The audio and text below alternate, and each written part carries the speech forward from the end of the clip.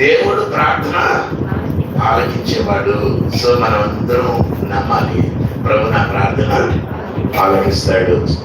తర్వాత 18వ అధ్యాయం కీర్తనలు 6వ వచనాన్ని చూద్దాం.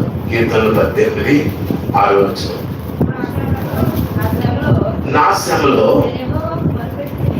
శ్రమలో నేను యెహోవాకు మొరపెడితిని, నా దేవునికి ప్రార్థన చేసింది, ఆయన తన ఆలయంలో చాలు నా ప్రార్థన అంగీకరించాను అంటే ఏమన్నాడు? ఒకటి ఆలకిస్తాడు, ఆలకింపు అన్నాడు. రెండు ఆలకించాను, ఆలకిస్తున్నాడు అన్నాడు. ఇప్పుడు ఆలకించాను అన్నాడు. అంటే పూర్తిగా ప్రార్థన దేవుడు ఏం చేశాడు?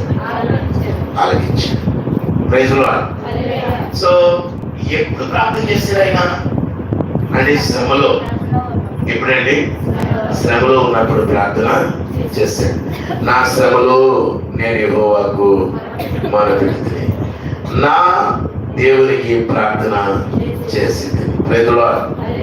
సో శ్రమలు, ఎలాంటి శ్రమలు వస్తాయి చూడండి. నాకు ఎలాంటి శ్రమలు వచ్చాయో 31వ అధ్యాయంలో ఆయన ఎటువంటి శ్రమలను ఆయన అనుభవించాడు. 31వ అధ్యాయము 7 నుంచి మనం చూద్దాం. నీవు నా బాధను దృష్టి ఉంచి ఉన్నావు, నా ప్రాణ బాధములను నీవు కనిపెట్టి ఉన్నావు. ఓకే. 8 నీవు నా శత్రువుల చేత నన్ను చెరపెట్ట లేదు. ఓకే. తర్వాత నెక్స్ట్ 9వ వచనంలో యెహోవా నేను ఇరుకున పడి ఉన్నాను. ఎక్కడ పడ్డాడట? ఇరుకున పడి ఉన్నాడు. నన్ను కరుణింపు, విచారములో నా కనులు ఏమైందంటే ఇరుకున పడితే ఏమొస్తుంది? విచారం. మీరేమైనా ఇరుకుల్లో పడ్డారా? మిమ్మల్ని ఇరుకులో మీకు ఇరుకులంటే ఏంటి? బాధలు, ప్రాణ బాధలు అన్నాడు. ఏ బాధలు? మామూలు బాధలే కాదు, ప్రాణ బాధలు అంటే చాలా డేంజర్. సో ఎవరిది మాట్లాడేది? దావీదు. ఇదే కీర్తన 1వ వచనంలో పైన చూస్తే దావీదు అని రాశాడు. దావీదుకి ఎలాంటి బాధలు వచ్చాయి? ప్రాణ బాధలు వచ్చాయి. ఏ బాధలు? ప్రాణ బాధలు. నెక్స్ట్ నేను ఇరుకున పడ్డాను. సో ఇక్కడ 10వ వచనంలో నా బ్రతుకు దుఃఖముతో. ఇప్పుడు 54వ అధ్యాయం చూడండి. ఇప్పుడు ఆ 54వ అధ్యాయములో చెప్పబడుతున్న విషయం 34:15 కీర్తనలు 34:15.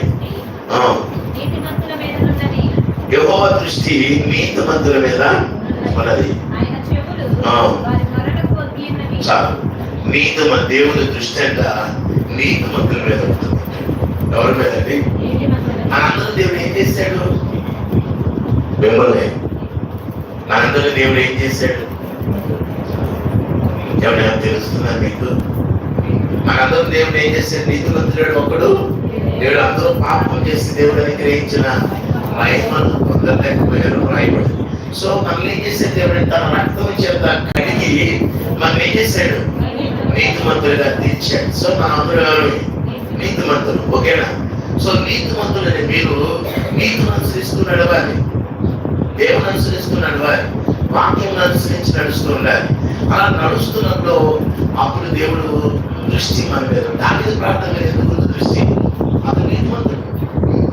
నేను ముట్టుకోవడం నాకు మంచిది అన్నాడు, నేను ఆన్ చేయడం నాకు మంచిది అన్నాడు.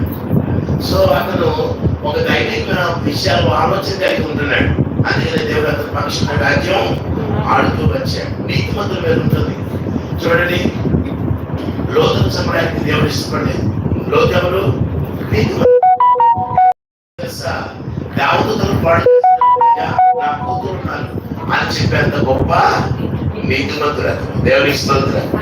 సో నీతిమంతులు తప్పిస్తాడు. లేని చోటు విడిచి రెండని బలవంతంగా ఏం చేశాడు? బయటికి లాక్కుని వచ్చాడు. సో నీతిమంతులు యెహోవా విశ్వాసం కాపాడుతాడు.